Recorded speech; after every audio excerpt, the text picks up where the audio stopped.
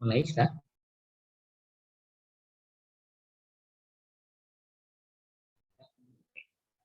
Bismillahirrahmanirrahim. Assalamualaikum warahmatullahi wabarakatuh. Selamat datang pada para peserta, terutama pada kader PIB di lingkungan pondok pesantren. Perkenalkan, saya Arif Bahtiar, saya dari Departemen Pulmonologi dan Ilmu Kedokteran Respirasi FK UNER, Rumah Sakit UNER dan RSUD Dr. Sutomo. Kali ini kita akan berbicara mengenai pencegahan penularan infeksi tuberkulosis di masyarakat.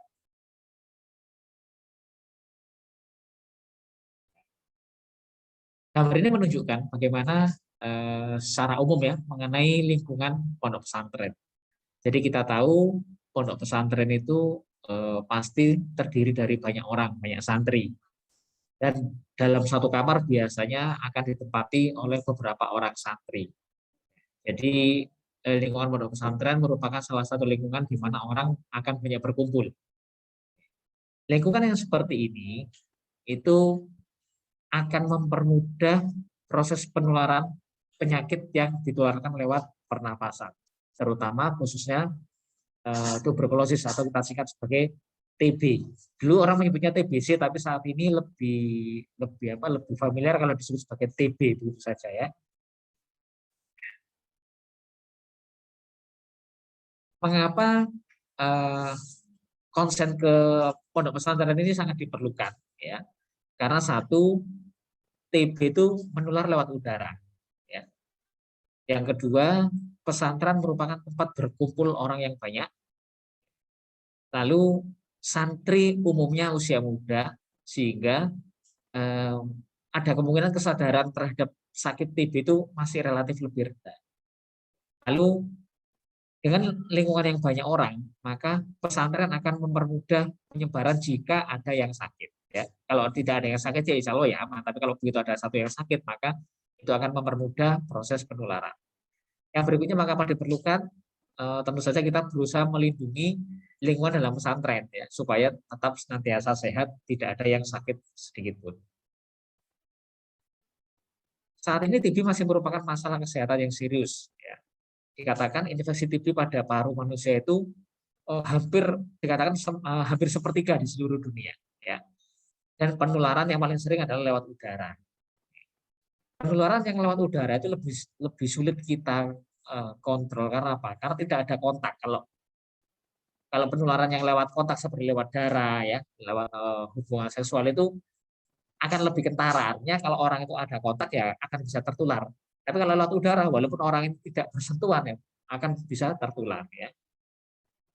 Nah, jadi kalau begitu orang itu bersin atau batuk, itu yang namanya percik renik itu akan keluar dari saluran nafas kita. Nah, ini yang menjadi media penularan. PPI-TB adalah pencegahan dan pengendalian infeksi TB singkatannya ya. Jadi pilar-pilar atau pokok-pokok program pengendalian infeksi TB itu ada 4 intinya, ada administratif, ada manajerial, ada pengendalian lingkungan dan ada proteksi individu. Ya, mungkin dalam hal ini nanti kita tidak akan bahas mengenai yang manajerial ya, tapi kita nanti akan fokus tentang pengendalian lingkungan, proteksi individu dan yang administratif. Salah satu pilar administratif adalah prinsip pemisahan. Jadi artinya kita berusaha memisahkan pasien yang sakit, bukan hanya yang sudah sakit. Pasien yang sudah bergejala batuk sebaiknya kita pisahkan, karena selama belum terdiagnosis atau diketahui batuknya ini gara-gara sakit apa, ya kita berpikir jangan-jangan ini batuknya batuk akibat TB. Kalau batuk akibat TB tentu saja akan menular ya. Jadi satu, kita harus mengidentifikasi santri yang bergejala batuk. Ya. Sampai oleh sebab apapun, nanti biarkan petugas medis yang akan memeriksa. Jadi nanti bagi kader santri atau kader di pondok pesantren, satu, lihat ada ada santri yang batuk atau tidak. Ya. Lalu begitu sudah kita ketahui atau kita dapatkan santri yang bergejala atau yang batuk, maka sebaiknya segera diprioritaskan untuk mendapatkan penanganan. Entah berkoordinasi dengan puskesmas setempat ya, atau dengan rumah sakit setempat. Tapi dalam hal ini yang lebih mudah adalah dengan puskesmas setempat, karena di puskesmas sudah juga terbentuk kader TB dan program penanggulangan TB. Lalu untuk santri-santri yang bergejala, sebaiknya sementara pisahkan dulu ruang tidurnya dengan santri lain yang sehat, agar tidak menular sampai terbukti bahwa ini bukan TB atau bukan penyakit menular. Ya, kalau batuknya gara-gara asma itu aja ya, memang nggak menular. Ya. Tapi selama kita belum tahu, kita tetap menganggap pasien yang batuk jangan-jangan ini menularkan penyakit. Lalu sambil didekati, santrinya diajak untuk berobat. Lalu pilar administratif yang lain yaitu bagaimana batuk yang baik ya. Jadi ada istilah memakai etika batuk yang benar. Kita batuk pun ada etikanya. Bagaimana etika batuk yang benar ya? Itu nanti bisa disosialisasikan baik melalui edukasi secara langsung maupun melalui poster-poster ya. Atau kalau memang punya sumber daya yang cukup ya bisa menggunakan satgas batuk, artinya ada petugas yang memang memantau santri-santri yang bergejala batuk ya. Jadi etika batuk yang benar itu ya, jika memang sedang tidak menggunakan masker ya, itu bisa menggunakan tisu, untuk pakai tisu, sapu tangan ya. Tapi kalau sudah bermasker ya insya Allah sudah baik karena sudah tertutup dengan masker ya. Jika pada saat itu tidak bermasker, tidak mempunyai tisu dan tidak membawa sapu tangan, maka pada saat batuk sebaiknya menggunakan ini lengan atas bagian dalam. Ya kalau batuk ini, seperti itu. Ya, lengan atas bagian dalam. Untuk tisu, jika memang membawa tisu, setelah digunakan untuk menutup, langsung tisunya segera dibuang. Dan jangan lupa cuci tangan. Demikian juga untuk sapu tangan. Sapu tangan yang sudah dipakai pada hari itu segera dicuci ya, dan setiap selesai kita menutupi mulut kita dengan sapu tangan tadi itu kita juga cuci tangan. Jangan menutupi mulut pakai telapak tangan. Karena itu sama saja dengan memindahkan kuman-kuman itu dari saluran napas ke telapak tangan. Ya. Memang harus membiasakan. Sulit bagi yang sudah terbiasa nutup batuk langsung pakai telapak tangan. Jadi lebih aman tutupnya pakai ini. Ya, pakai lengan atas bagian dalam. Tapi saat ini untuk saat era pandemi ini biasanya banyak orang yang sudah pakai masker ya. Ya insya Allah aman ya. Nah ini contoh poster mengenai etika batuk, bagaimana Anda saat batuk maupun saat bersin, yaitu tutup hidung dengan tisu atau sapu tangan atau lengan atas bagian dalam ya. Segera buang tisu, jangan lupa untuk cuci tangan. Nah, sekarang kita ngomong tentang pengendalian lingkungan. Artinya lingkungan tempat tinggal kita sehari-hari, dalam hal ini mungkin di lingkungan pondok ya. Yang terutama adalah memanfaatkan ventilasi udara. Ya. Jadi kuman itu akan lebih mudah menular ya jika kuman itu berdiam diri di satu tempat. Artinya kalau tidak ada ventilasi udaranya, maka udara itu tidak berganti-ganti. Ya. Kalau udara itu berganti-ganti, maka udara itu sama seperti semakin encer. Pengenceran udara. Kalau udara itu semakin encer, maka jumlah kuman yang ada dalam udara itu bisa berkurang. Ya, itu gunanya ventilasi udara. Yang kedua adalah menggunakan lampu ultraviolet yang warna ungu itu. Ya. Tapi lampu ultraviolet itu ada yang tidak bisa membunuh kuman, ada yang bisa untuk membunuh kuman. Kalau contohnya pada yang tidak bisa membunuh kuman ya ultraviolet yang untuk memeriksa uap ini asli atau tidak itu tahu ya. Kan ada lampu untuk memeriksa keaslian uang. Ya.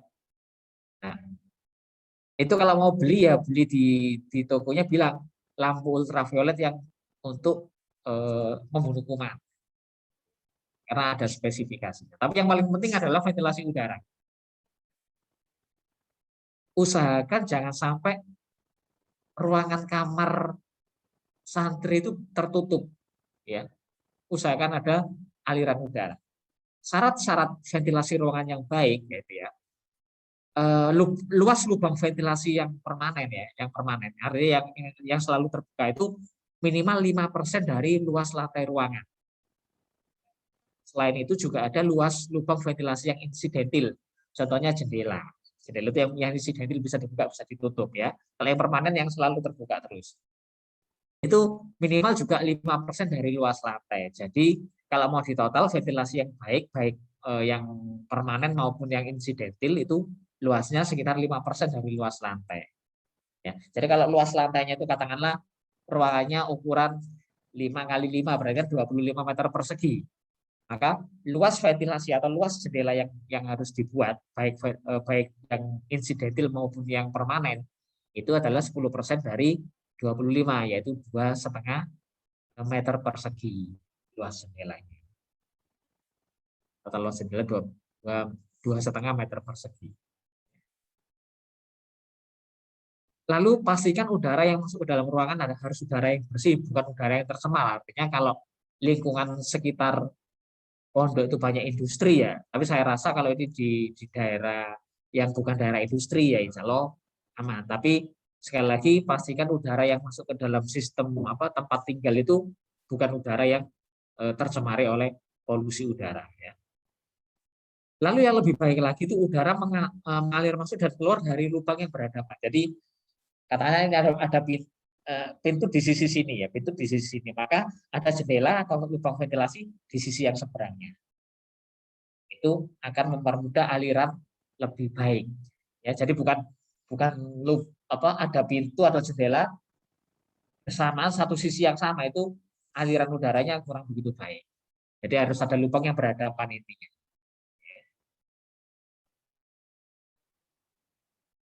Nah, ini contohnya. Jadi di sini bisa kita lihat ada lubang yang di sini dan ada lubang yang ada di sini. Ya, pastikan juga di tempat aliran yang di sisi luar itu tidak terhalang oleh sesuatu. Itu akan lebih baik sebenarnya. Ya, kalau ini kan ada terhalang sesuatu, terhalang tembok yang gambar inilah. Jadi jika memang memungkinkan, sebaiknya tidak terhalang oleh sesuatu. Ya. Prinsip berseberangan sebenarnya bukan harus di sisi tembok yang seberangnya, tapi juga bisa jadi di sisi atasnya. Itu juga termasuk kategori berseberangan. Bisa ya. Jadi seperti ini contohnya. Jadi dibuat lubang di bagian atapnya. Bisa seperti ini contohnya. Ya.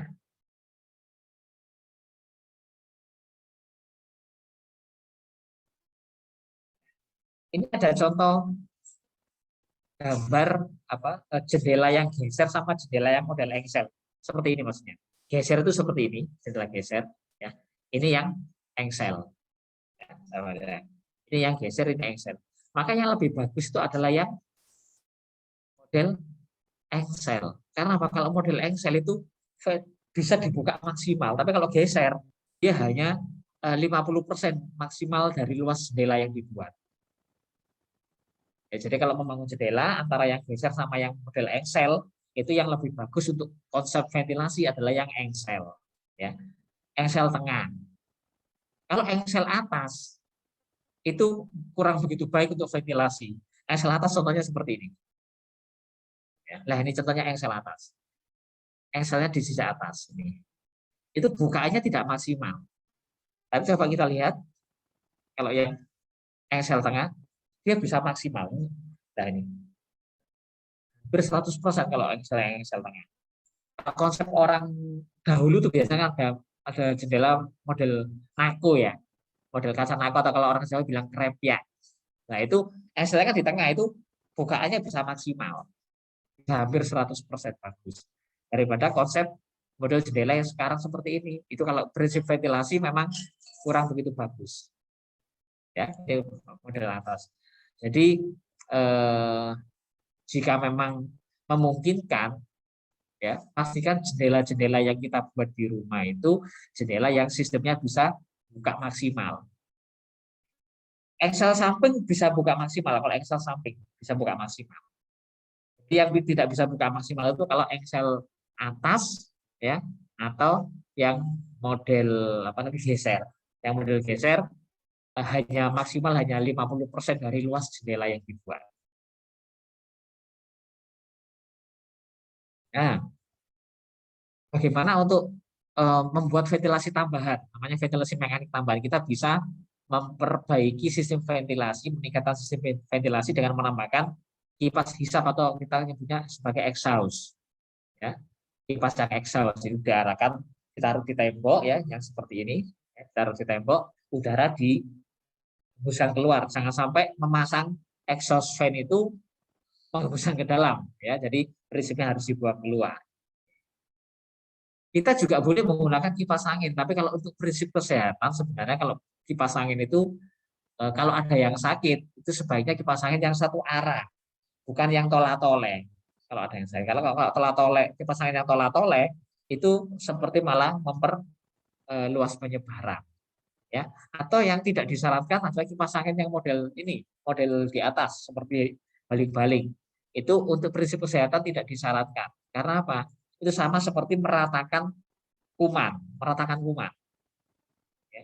Jadi yang bagus kalau mau pakai kipas angin, pakai yang untuk prinsip supaya aliran udara di dalam kamar itu bagus, pakai yang model exhaust seperti ini, ya, kipas menghisap, ya, atau bisa pakai kipas berdiri, standing fan, kipas berdiri, tapi yang satu arah jangan ditolak-tolak, arahkan ke pintu keluar atau ke arah jendela, supaya udaranya semakin cepat keluar.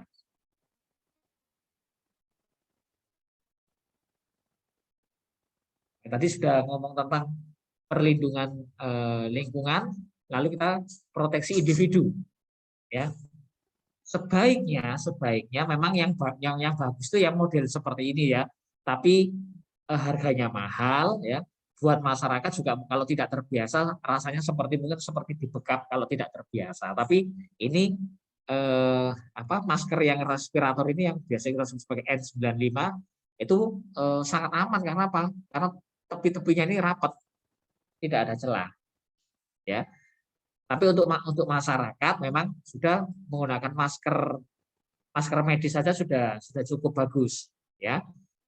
Apalagi kalau buat mereka yang sakit, ya.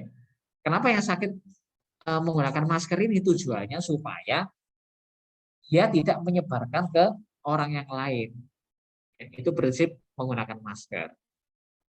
Dan kalau sudah menggunakan masker seperti ini, tolong sebaiknya masker jangan dilepas, ditaruh di atas rambut atau ditaruh di dagu, ya.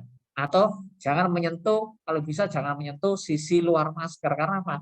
Dianggap ini kotor. Kalau mau melepas, lepaslah dengan melalui talinya, melalui talinya. Ini contoh-contoh penggunaan masker yang benar seperti ini ya. Nah, kalau digantungkan di dagu, apalagi ditutupkan di mata ini orang nggak waras ini ya. Digantungkan di rambut ya, atau dilepas sebelah, atau menutup mulut tapi hidungnya terbuka, itu sama saja. Ya, jadi gunakan masker secara benar sambil saling mengingatkan. Jangan menyentuh bagian depan masker dan kalau melepas langsung pegang di sisi tali masker. Oke, sebagai kesimpulan, TB adalah penyakit menular yang dapat dicegah. TB bukan penyakit turunan, ya, bukan penyakit turunan. Memang dulu ada yang bilang bapaknya sakit TB, anaknya itu sakit TB, itu sebenarnya bukan turunan, tapi gara-gara ketularan karena dia satu rumah dan tidak menerapkan prinsip-prinsip bagaimana pencegahan infeksi TB supaya nggak menular ke orang lain. Ya. Penularan TB paru itu melalui percikan dahak dari orang yang terinfeksi TB. Penemuan dan pengobatan secara dini, secara awal pada orang yang bergejala TB merupakan salah satu bentuk pencegahan penularan. Jadi Bapak Ibu, ini yang kami harapkan bisa menjadi kader TB.